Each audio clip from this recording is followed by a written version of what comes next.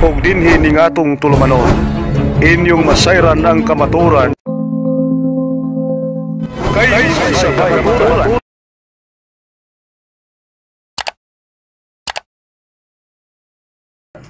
Niatong pipila ka mga adlaw ng labay, subok kayo nga pamlandongon ba dihay krahid kanang disgrasya, kanang tag disgrasya sa eroplano usa ka airline, Indian airline nga adunay sakay mga higala nga kuan 242 passengers. 242. Unya doon ay problema ang kuan. Doon na siguro mamahibaw ko si problema ato. Basta kay usa ka dakong milagro ang itabo. Usa ra nabuhi. Limang kana. Usa ra nabuhi. Niya diha ba toy usa ka Canadian. Usa ra pag Canadian yung sakay. Wa po siya mabuhi, no? Kung usa ra may mabuhi, kato na tong usa ka Canadian. Na-appeal po ng usa. O niya Indiano. Usa ka Indiano. Kay mo ra magsang paminaw doon ay 167 ka mga Indiano nga nanganak kay ato. Unya sa 167 usara pod ang nabuhi. So inana usara ang nabuhi. Usay makaingon ta nga ang pagpili ang pagputik sa Ginoo. Anong usara na po iyang iprotektahan atong tuwa kung nakaya man niya pagputik sa usa nganong wa naman lang giduha. Gitulog giupat o may mo sinilang lang tanan ba. So makapakutana ta di ta maka kuan ba. Unsa magyud ka atong tawhana katong ibuhi sa Ginoo. Unsa ka hadyo misyon niya. Kaya sa akong sa akong timbang-timbang, di basta-basta nangamatay na ng imuhang palibot diha nya ikaw buhi. Lalaki. Unya diha po yung babae nga usa ka pasahero unta to na late siya og 20 minutes. 20 minutos nga pagkalit nakalarga gyud ang eroplano. Siguro kato siya sa iyang pag nabiyaan siya. Siyempre nanak kay ticket. Lukat na kadag ticket niya nabiyaan ka. Usa kay iyang gibati po nato. Usa kay iyang gibati sa dihang nabiyaan siya. Wa baka siya kanang kung sa ato padre grabing pamalikas, kapungot, kalagot tungod kay wa siya kasakay sa eroplano. Unsa kay iyang gibati ato nga time? Kita ka kung mabiyaan ta. Unsa kay atong bation kung mabiyaan ta? Nanatay ticket. Labas sa tanan ug tuanak pud ang imong mga kauban dito mga higala, kasakay na ikaw nabiyaan ka. Mura jud kag magpanungo siguro ka. Ug hilig panungo, manungo ka. Usahay apilon pa siguro nimong Ginoo. Sa Lord, giunsa mo ganang ngano man ni Lord gibiyaan man ko, di ba? Say di ka kasabot ba? Nya karon tantan og pila ka kuan or oras nahitabo nga nadisgrasya ang eroplano. Sa dihang nadisgrasya dito siya nakaingon nga, ay salamat in taon.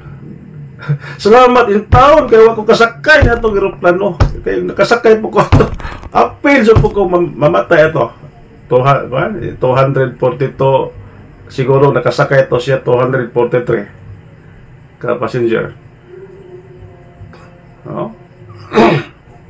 Anya katong katong nabiyaan babae to o kay ba minyo ba to or dalaga ba to? Oh, o kay ba to? Oh. So, naotro na pud ang iyang feelings ato. Inay primero nasuko siya kay nakuan nabiyaan. Nagpasalamat siguro tingali pagka human kay na-disgrasya man. Siguro makaingon ka nga, Lord, imo jud Lord nga kanunay pagbuot ning tanan usa ka poy nag-ila baka to Ginoo to si kanang bayhana. O kisay Ginoo ato di ba ka si Allah. Oh, usa kay wa ko kakuan usa pa to siya Muslim to kay sa interview. Wa man ko kadungog nga nagisgot siya Ginoo. Diha na ko kadungog. Ani katong kuan ba katong laki ba? Wa ko kadungog nga nagisgot og Ginoo tong laki nga usay Ginoo niya. Kaya nagisgot og Allah og kay ngo Muslim to. Oh. Nya katong baje grabe niyang hilak. Naghilak siya ka kalipay og nagpasalamat siya sa Ginoo.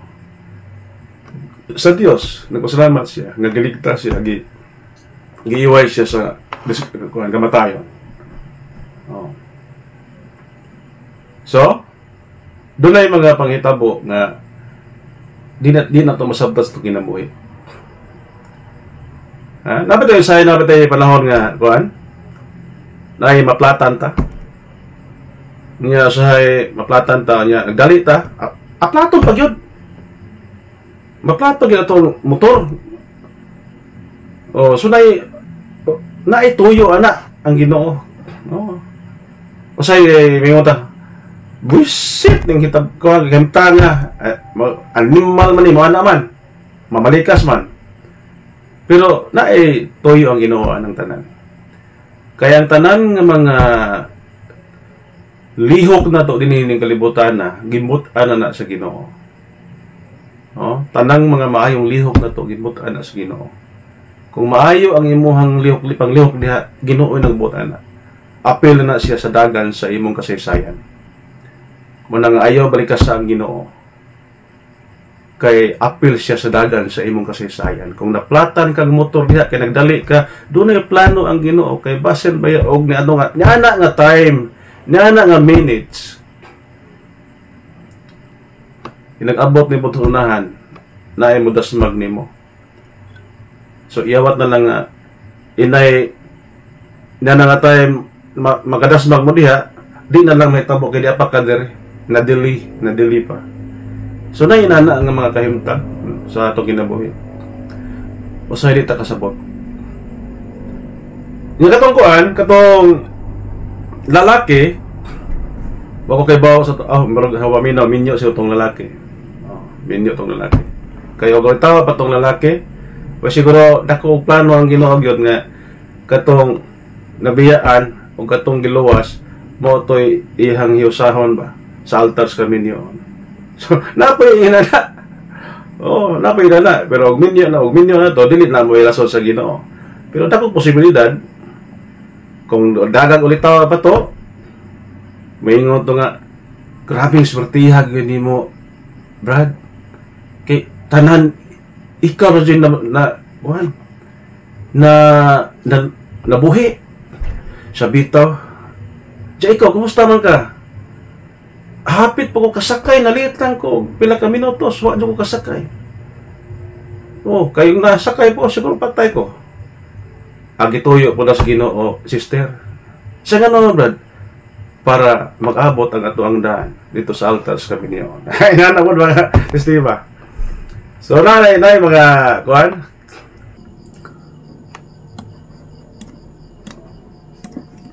Ang tagdo niya itong mga Exxon Ribe. Diya sa Facebook na to. Ni Marilio Capa. Good evening, sister. Ah? Pa-shout out ko diri sa Sambuanga Sambuanga Sor Nipa Olotanga Olotanga. Shout out ni Marilio Kapa sa Sambuanga Sor. O shout out po di Batang Katoliko Wilmer Sinita. Shout out. Shout out bro. Kumusta na? Ikaw kumusta magadiha sa imong pagbalik sa seminaryo? Rini Silin. Mayong gabi, nagtanaw ko diri sa Digos City. May gabi nimo diha rin. Rin Digos. Og si Malo Langayin Langayin Tapungot. Nag-send siya na to og 50 stars. So, salamat kayo, Sister Malo Langayin. Salamat sa imong stars kay makatabang na pohon og matigom, no? Okay, so mato balik ta og mag-isgot gani og kamatayon diha sa to mga kaparentihan, mga partido, mga kaigsuonan. Dili gyud nato kanang balikason ang Ginoo. Dili nato balikason ang Ginoo. Kay kining pagbalikas ngadto sa Ginoo, kining paglitok nato pong balikas. Ato jung gibalikas ang Ginoo na. Kung imo tanawon diha sa Job 1:1, ang pamilya ni Job tanan mao na ang natabo. Iya mga anak nga matay, iya mga kabtangan nga sunog, tanan na iya mga kahayupan nangawala, tanan gyud kabtangan nawa ni Job. Pero naay nagpabilin usa katong yang asawang tagaw-tawan nga ingon siya nga magsigil lang gyapon kag ampo anang imong Ginoo sa mga nahitabo sa atong kinabuhi. Balikas na ingna og kamatay sa pabalikas ang Ginoo. Ang tubag ni Job, magpasalamat lang diay kita kung mga maayong butang moabot sa itong ginabuhi samtang kung dili maayo ato ng balikason ng Ginoo. So kining punto ni Job nindot kay ni nga panag-ingnan kung kita mahisama sa nahitabo niya nga kung mahimo pasalamatan kanunay ang Ginoo. Labi na magisgot ang kinabuhi kanang kinabuhi gyud nga niya nato, kinabuhi sa itong mga anak, kinabuhi sa itong mga parente. Dili nato ikasakit kung maabot ang kamatayon. Hinon maguol ta tungod sa kadugay sa panahon nga atong kauban, pero di ta magpalabi og kasakit nga murag ang Ginoo nay atong pahimungtan ngano Lord, nganong siya pa man Lord, nganong siya pa man, di ba? Murag ato nang mahimahayon ang Ginoo, no? Pareha atong nahitabo atong katong lunop dito sa kuan sa tropita tong katong nihay saliti man siguro to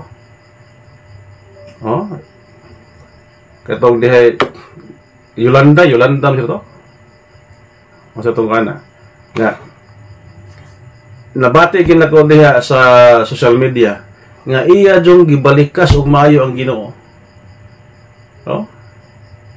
Iyang gibalikas og maayo ang Ginoo. Kay daghang nangamatay nga nangalumos sa tsunami. So dili to ang ayan niyang himuon. Kay ang Ginoo, ang Dios maoy tinubdan sa kinabuhi. kung atong mabasa sa Salmo 36 versikulo 9, ang Dios mao'y tinubdan sa kinabuhi. So gikan aniya ng kinabuhi. So kay gikan niya, gipahulaman rana niya. Siya mo'y tag-iya sa kinabuhi. Ang Dios mo'y tag-iya sa kinabuhi. Ngano tungod kay siya ang Dios nga walay kamatayon. Dili siya tag-iya sa kamatayon, kundi tag-iya siya sa kinabuhi. Muna nga, kung doon na may mabot sa kinabuhi, may tungod kamatayon, ang timanan diya sa unang Samuel 2:6, ang Ginoo mupatay ug muhatag pod og kinabuhi. Unang Samuel kapitulo 2 versikulo 6, ang Ginoo mupatay, ang Ginoo muhatag pod og kinabuhi. So kung doon na may patyon sa Ginoo, di ta makabuot. Kay gikan napapuna niya ng kinabuhi. So, og muhatag po siya og extension, pananglitan karon og patinuno na juga, iya pong katungod, iya pong pagbuot ang paghatag og extension sa kinabuhi. Kay pananglitan ang tao, diha sa Jeremias 25:32-38, mupatay ang Ginoo kung siya masuko. Kung diha sa atong pagpadayon sa pagpakasa dining kalibutan na kay makapasuko man kana sa Ginoo, patyon ka sa Ginoo. Patyon ka nga di ka andam. Dili ka patyo sa Ginoo nga maandam ka. Nga naman nasuko man siya. O kining iyang kasuko, matuman na ning tanan kung ibalhog ka dito sa impyerno. Nang ayaw paabot nga ang kamatayon nga modangat nimo gumikan sa kasuko sa Ginoo. Kay peligro kung namatay ka tungod sa kasuko sa Ginoo. Busa tanang mga makasasala sa kalibutan magbantay nga dili ta mamatay sa kasuko sa Ginoo. Jeremias 25:32-38, mupatay ang Ginoo kung siya masuko. Jeremias 15:2, ang Dios nagtagana og kadaot sa mga makasasala. Kuya ni, mato ka sa kalsada, bisan pa siguro kapila ka manguros. Panahon na siguro kag panguros, niya gitagan anak sa Ginoo dito nga patyon kaya dito dapita unahan. Disgrasya juga diha dapita. Bisa pa gipabilitahan nimo nang imuhang motor. Gipa blessingan pa na nimo sa pare ng imong motor. Madisgrasya juga dito sa unahan. Ngano man nagtagana na nimo ang Ginoo og kadaot nimo. Ngano man na mingon ka nga, ay way epekto da itong giblisingan. Disgrasya man gihapon. Walay epekto. Nga naman, doon na may uban nga nagpa-blessing. Doon na yung uban nga nagpa-blessing, pero paunahan og padugo og manok. Gipaunahan og padugo og baboy. Giwisik-wisik ang dugo sa mananap dito sa iyang sakyanan, yung motor. Why bili ang blessing? 100% why bili ang blessing? Yamingo ka, yung blessing mo lagi ang pare. Managingon nga, ninghimo na lang. Ninghimo na lang, aron dili may skandalo. Namo pa ibang mga pare nga, bisan nakakita nga, na ay nakadugo ng sakyanan nga gipablisingan kay gipaduguan, mo blessing na lang. Pero timan niya, kamo nga nagpa-blessing, walay epekto. Dili mo epekto o maayong epekto ang blessing. Nagpaloyo ang curse sa Ginoo, ang kapungot sa Ginoo. Pareha ko datong nahitabo ni Moses diya sa Mateo 19 may tungod sa kaminyoon. Kung imong tanawon, ang Dios kontra gyud niya ang panagbulag tali sa magtiayon. Pinakakontra niya na. Pero si Moses nitugot siya nga adunay panagbulag. Nga naman to, tungod ba kaning uyon ang Ginoo? Wala. Tungod kay gahi sa lago. Tungod sa kagahig mi uyon na lang si Moses. Sa samang pagkaagi, doon na po yung mga pare karon nga mo-blessing na lang tungod sa kagahi sa imong ingon ana ang mahitabo. Wala nga balita, ang Dios nagdagana og kadaot sa mga makasasala. Pero nag-awhag po siya. Umari ka mong tanan nga mga makasasala. Ari ka mo sa akong atubangan o baghusay kita. Isaias 1:18. Bisa pag-unsa ka pula sa inyong mga sa ako kining papution sama sa balhibo sa karnero. Inan ang Ginoo. Grabe siya ka mapasayloon kung kita mangayo sa iyang pasaylo. Pero di mamatay ka diha sa imong mga sa o dili ka magadto sa atuan sa Ginoo. Muna nga kung naa ka sa kalisod karon, pwede ka mangayo og extension sa Ginoo. Pwede man mahatag man ang Ginoo og extension. Mahatag ang Ginoo og extension. Kaya sa kinatong kinabuhi doon na ilatid. Katong na nga daot sa barko, katong nga disgrasya sa aeroplano. Katong tanan, makaingon ko nga, mao na po to'y latid sa ilang kinabuhi. Kaya na mo dyan time nga naiting ani, napoy panahos ting harvest.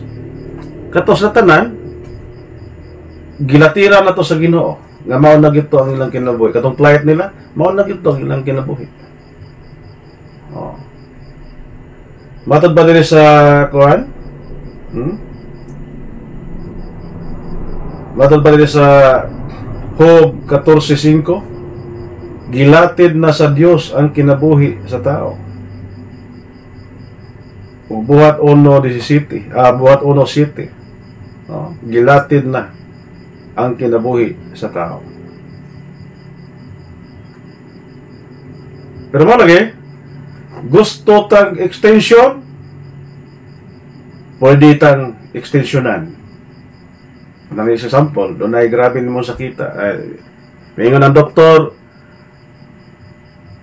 kuha na lang ka, manang, kining imong sakit, tamang na ka og mga 15 ka adlaw. So kung ang doktor na mayingon, 15 ka adlaw, ang iyang estimate, mamatay juga. Kaya nag-estimate mo ng mga doktor nga ganing sakita ni mukha gini, mauna ni ang time mo acute na gid kay ni. So ilan ang estimaton kanang gidak-on sa problema sa imong sakit. Niya kay lagi na may Ginoo, ang doktor dili man Ginoo. Lagi nahinay po ang Ginoo og alim sa imong gibati. Pinagir po sa imong sige pag-ampo sa Ginoo, kay ang Ginoo mo kuan mo gyud mohatag mo gyud og gusto jud ka nga mangayo ni sa kasing nya na matingalan ng doktor nga ni-extend pagkag duha ka tuig imbes 15 na lang ka adlaw to ni-extend sa man mabasa pa nga may extend ng Ginoo, may extend siya Ginoo, may extend ng Ginoo na nasa Isaias 38:5. I-extendan sa Ginoo ang atong kinabuhi kung mangayo tangad to niya. Bisa pag mingon ang doktor nga usa ra ka kasimana mamatay na ka. Pero mangayo ka sa Ginoo sa kasing hatagan pag-extension sa kinabuhi. Nya kato sila, kato na disgrasya, wala dito extension. sa ilang kinabuhi din sa kalibutan, apan wa ta kahibaw nga makabaton dahil hinunto sila og kinabuhi katong giingon sa Ginoo. Makaadto ra kamo sa akong adtuan. Kinsa katong makalahutay hangtod sa katapusan, makabaton og kinabuhi. Tama na. Labi na to si kaon sa lawas sa Ginoo. Isara sa Ginoo, kinsa katong mukaon sa akong unod, makabaton og kinabuhing dayon. So ina na. So nagisgot man tag kinabuhi, man na ito ang gisgutan karon, kinabuhi sa tao. Muna nga ang ato lang yun nga mamatay ta, mabiya ta aning kinabuhia, nga andam na ang ato ang kalag. Pero ang imong gipangandaman maora ang funeral service, longon, pisikal lang nga pagpangandam. Dili ginamayo o kana ray ato ang gipangandaman. Pero mangandam tas duha, pisikal, spiritual, pinagkamayo. So ina na mga kaigsunan ko ni Kristo. So walay pangutana din hino. Walay nangutana na to sa Facebook. Diri po sa ato ang kuan. Kini ay so mapohon, kung maka-live to mapohon, mag-discuss ta sa mga issue, no? Kani nga to ron diri mga nahugro ni siya spirituality ang ato ang gisgutan karon. Kay nag-discuss man kita sa ebanghelyo og sa nahitabo niadtong nadisgrasya. Hisgot tag kamatayon. Kinala mangandam ta. Mangandam ta. Di ta magpa sagad.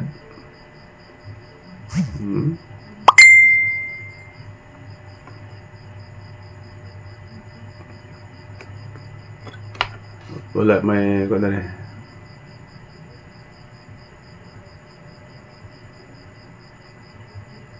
Wala yung timbaya na to sa kuan. Ato ang live sa YouTube. Kay wapanggod ang mga iso na to wa pa makatultol. Kaya di man ko kanunay mag-live.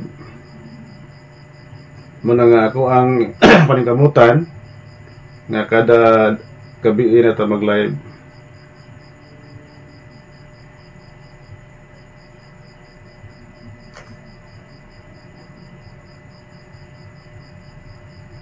Live. Naka-live dito. So wala lagi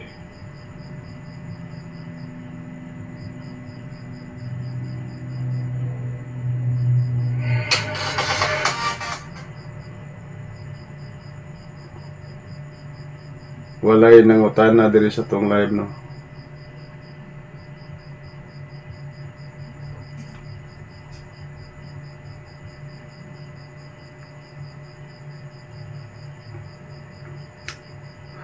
Day nangutana di ay kuan. Dito nangutana ako atong hatagan og kuan pagtagad. Kini baka mahimo ba daw nga makasod sa seminaryo ang usa ka illegitimate son or illegitimate child? Mahimo ba daw nga pari or makasod sa seminaryo?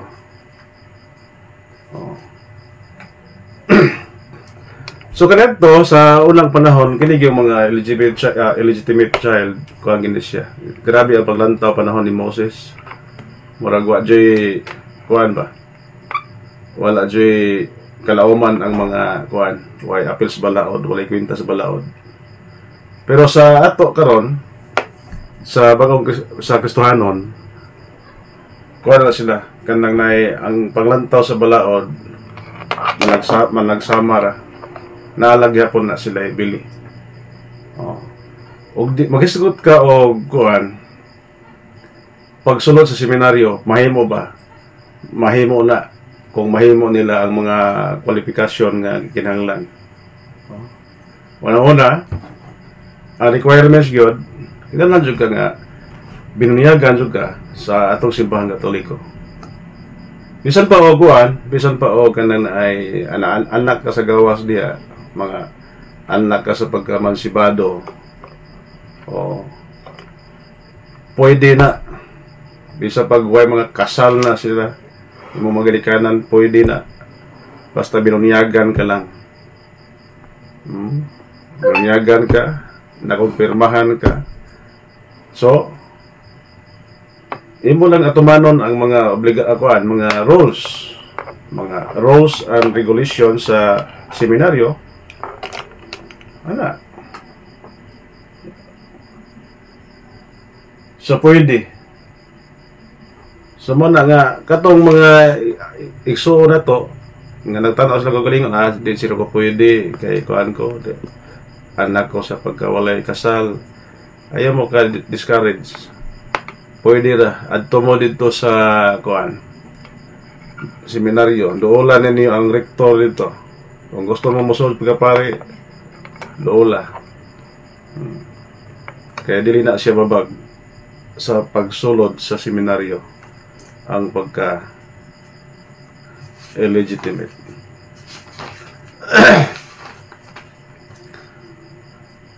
Okay.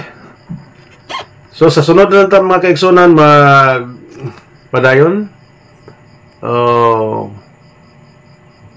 Mayong gabi nagtanaw ko diri sa mani.